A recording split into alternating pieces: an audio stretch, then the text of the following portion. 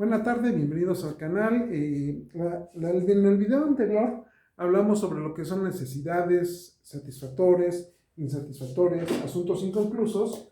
Decíamos que la necesidad, ¿sí?, generaba el recurrir a un satisfactor, ¿sí? Y esto, una vez que se alcanzaba, se llegaba a un equilibrio, ¿sí? Y esta parte va a ser temporal, va a tener una vigencia, pero también la de la necesidad, este satisfactor no se alcanza, se le genera un insatisfactor y esto va a generar un asunto inconcluso, ¿sí? Y esto va a ser retroalimentado. Decíamos de las múltiples necesidades, tanto las que enumerábamos en alguno de los videos de Abraham Maslow, que son 5, desde las básicas hasta llegar hasta la autorrealización, pero también mencionábamos los ejes de Michel Foucault.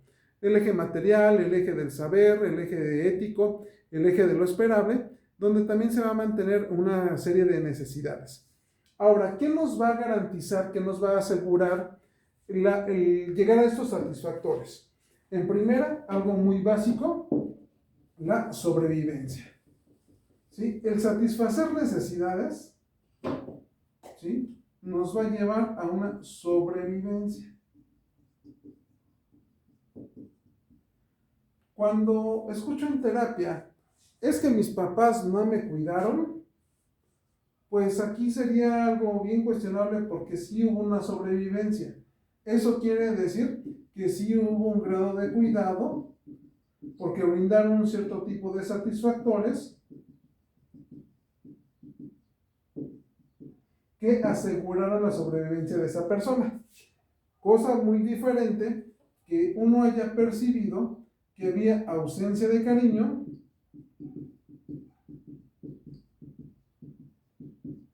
¿sí?, o incluso hasta maltrato, ¿sí?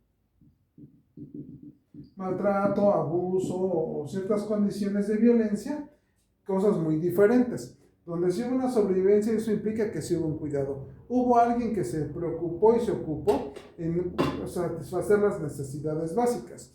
Y va a haber necesidades también, pues necesidades básicas, alimentación, la parte de tener una vivienda, y va a depender también de muchos matices, ¿no? Es diferente una vivienda en provincia, en la capital, con diferentes recursos económicos. Y ahí va a depender la apreciación que se tenga de esos cuidados, ¿no? Ahora, es diferente también las necesidades de cariño. Esa parte que tiene que ver con el uso y desuso de placeres. ¿En dónde aprendemos a satisfacer todo esto? ¿Sí? ¿O qué es lo que genera sí la sobrevivencia? Sí, el desarrollo, ¿sí?, un desarrollo pues de tipo, ¿sí?, de tipo fisiológico. Tan es así que pasamos por una infancia, ¿sí?, la adolescencia, la adultez, la senectud. Entonces eso va a haber un desarrollo, ¿sí? Sin embargo, lo que se puede uno ir llevando a cabo va a ser una evolución o una madurez, que son cuestiones, son muy diferentes, porque esto es referido al aspecto del desarrollo, al aspecto físico.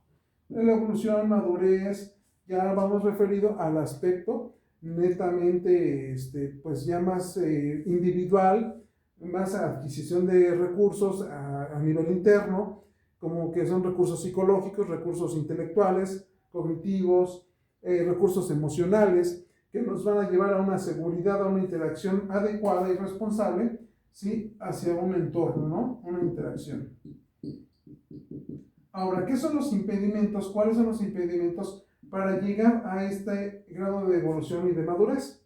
¿Sí? Entonces, ¿cuáles van a ser? Mencionaba en el video anterior 3 principales obstáculos. Uno eran los introyectos, otros son los asuntos inconclusos, ¿sí? Y por último, son las experiencias obsoletas. Hoy vamos a abordar el tema de introyectos. ¿Cómo empieza esta parte? Nosotros empezamos a aprender en el mundo por medio de la información que nos arrojan, por primera instancia, pues la familia. lo que me dice en la familia. Que en la familia ya está matizada de esto que hablábamos en videos anteriores, la cultura, la parte de la cosmovisión, la parte de los mitos que todos tenemos, ¿sí? Y esta familia también va siendo enmarcada por un marco social que está influenciada por toda esa carga cognitiva que tenemos, interpretativa del tiempo y espacio en donde nos desarrollamos, ¿sí? La escuela, ¿sí? Pero también de nuestra experiencia, ¿sí? Toda esta información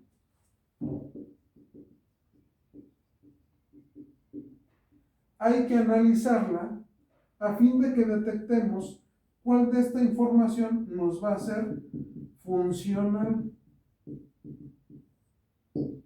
¿Por qué? A partir de toda esta información vamos a adquirir recursos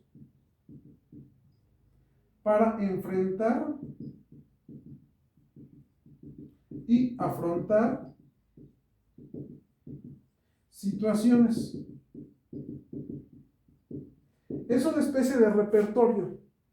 Ese repertorio de reacciones que te va a dar una familia cuando alguien se enamora, cuando nace un niño, ¿sí? Son ejemplos de introyectos. Cuando nace un niño, cuando nace una niña, vamos a ponerle zapatitos de cierto color para que vayan marcando una identidad. Es ahorita lo que tenemos con esta parte de la orientación sexual, ¿sí? Con el aspecto no binario. Como no se quiere generar roles estereotipados de lo que es la orientación sexual o la distribución de géneros, entonces desde ahí se van a poner en tela de juicio los introyectos. Ahora, esta información ha de empezar a cuestionarse y cotejar mediante la experiencia, ¿sí? Y esta parte de cotejarla por medio de una parte ordenada y metodológica, para ver si sí nos es funcional o no nos es funcional. Por ejemplo, los hombres no tienen que llorar. Pero ¿qué sucede cuando la experiencia que estoy teniendo amerita una emocionalidad al grado de sí llorar?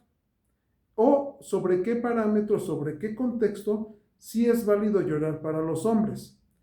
Y aquí hay que ver qué tan funcional es.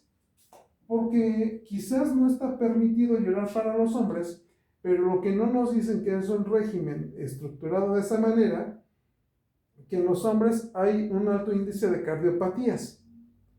Eso quiere decir que esta parte no está siendo tan funcional, sin dejar de lado la parte alimentaria, la parte genética. En el aspecto familiar, en el aspecto social, con los esquemas de belleza,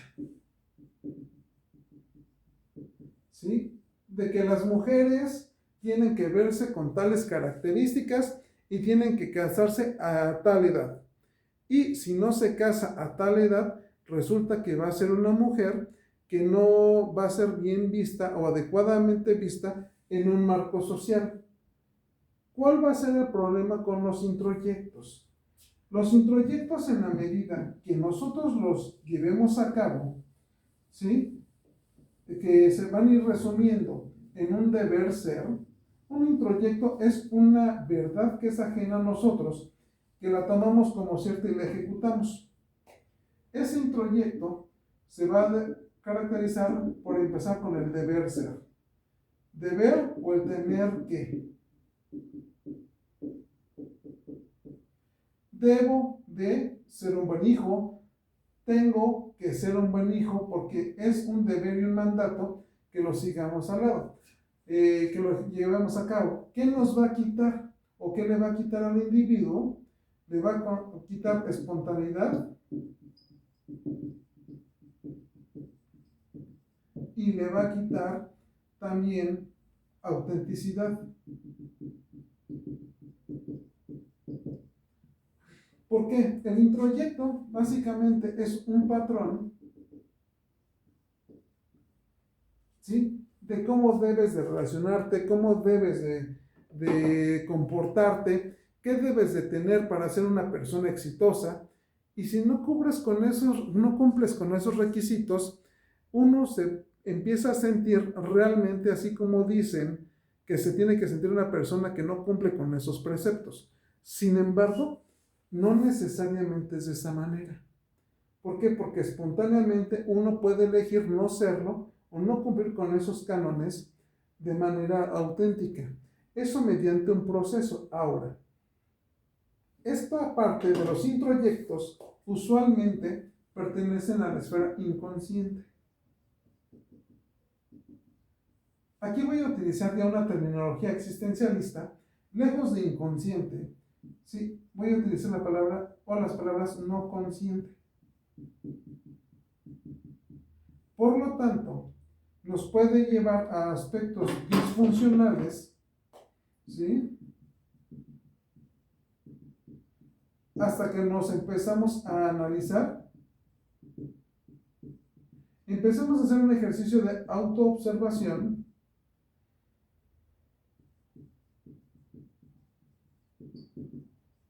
para llegar a una mayor conciencia, pero sobre todo responsabilidad.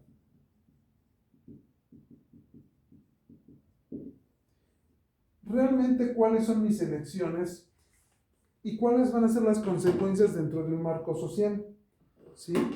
Que también aquí hay algo importante que veía cuando estaba impartiendo clases, cuando decían, y también cuando yo estaba en clases, decíamos, es que lo que dice la sociedad, pero la sociedad somos todos, yo soy parte de la sociedad, entonces lo importante es qué digo yo. Y muchas veces en esta parte de analizar y autoobservación, nos vamos a dar cuenta de cuáles son nuestras bases ideológicas, que son los introyectos, que son disfuncionales, que van a gobernar nuestras actitudes. ¿Cómo podemos empezar a ver el grado de disfuncionalidad de esas actitudes? Pues en esta parte de ver cómo nos empezamos a relacionar con el otro, pero también con nosotros mismos. ¿Y cuál va a ser esa parte emocional que va a generarse después de esa interacción? ¿Sí? Tanto a nivel individual ahora. Muchas veces nos apegamos a un ser, a un deber ser. Sin embargo, los resultados que vamos a adquirir por medio de esta situación van a ser repetitivos, a menos de que cambiemos esta parte de los introyectos, pero o que también elijamos conscientemente seguir esos preceptos y ver en dónde sí son funcionales. Una vez que pasamos por este filtro, ya no se puede hablar que pertenece a la esfera no consciente. Por el contrario, pertenece a la esfera conciencia, pero también de la responsabilidad.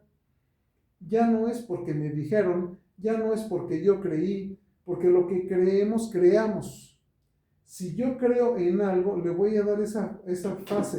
Ahora, no estoy utilizando esta frase de lo que creemos, creamos como un aspecto de el secreto, todo lo que esta parte de la ley de la atracción. No, sino lo que creo en el entendido, lo que configura mis pensamientos, ¿sí?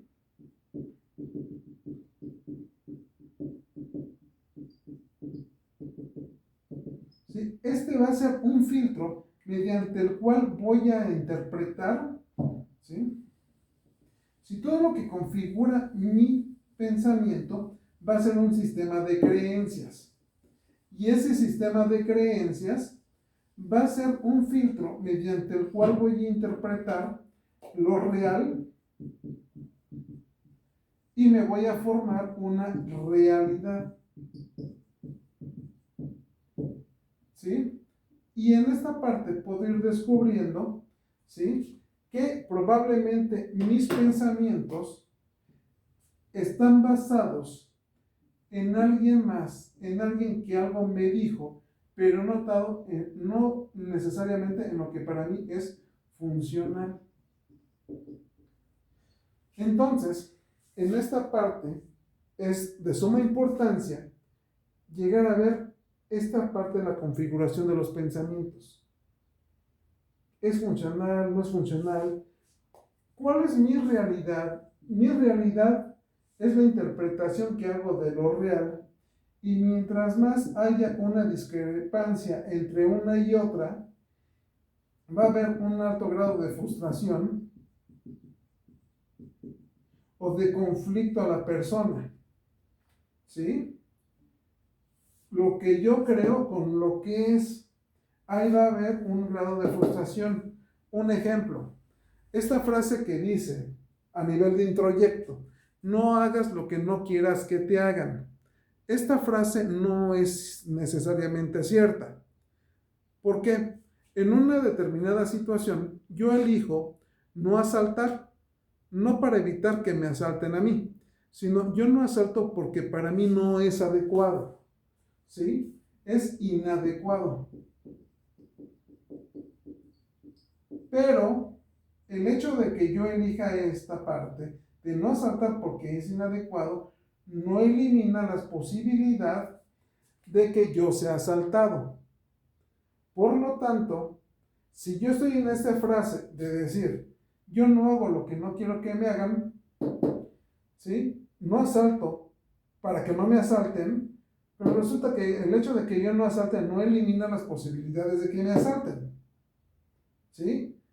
Entonces, esto va a funcionar en este tipo de situaciones que estoy comentando como otras más, ¿sí? Yo no miento para que no me mientan, no, porque eso es una realidad, eso es un pensamiento, ¿sí? Basado en una falacia de autoridad, y entonces eso va a ser netamente no comprobable, no se puede llevar a cabo en el plano real.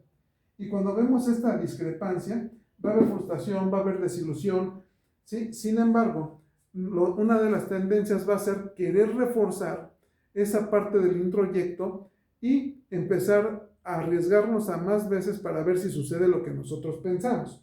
Y esto es un error.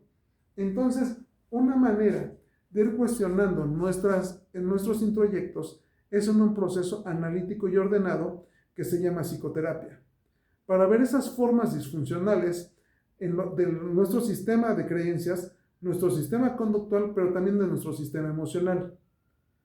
¿Qué pasa entonces si no se cumple lo que yo he esperado o lo que me habían dicho? Es necesario reinterpretar o reconfigurar el sistema de pensamientos para que nuestra realidad aborde más aspectos de lo real. De lo contrario, estaremos como caballos que van nada más viendo hacia un solo lugar y de ahí no se pueden salir y no saben qué hacer. En la película de Buscando a Nemo, ahí pasó algo bien interesante. Los pescaditos querían, pues, la libertad. Una vez que la tienen, que están en estas bolsitas en el mar, no saben qué hacer y se confunden. Tan es así que es un tema muy ampliamente estudiado por Eric Fromm con el libro de El miedo a la libertad. En el miedo a la libertad, una de las principales libertades a las que se puede acceder, o pienso que es la mayor libertad a la que puedes acceder, va a ser la libertad de pensamiento. Y esa libertad de pensamiento es porque tú llegaste por un mecanismo ordenado, ¿sí?, a que ese es tu pensamiento, no es a lo que te dijeron. Y muchas veces esto se solidifica o se concreta mediante un proceso terapéutico. De lo contrario, vamos a estar sujetos a lo que a lo que no nos dijeron, de la interpretación que nos dieron del mundo. Y por lo tanto, puede ser una situación disfuncional. Pues muchas gracias y que tengan excelente tarde.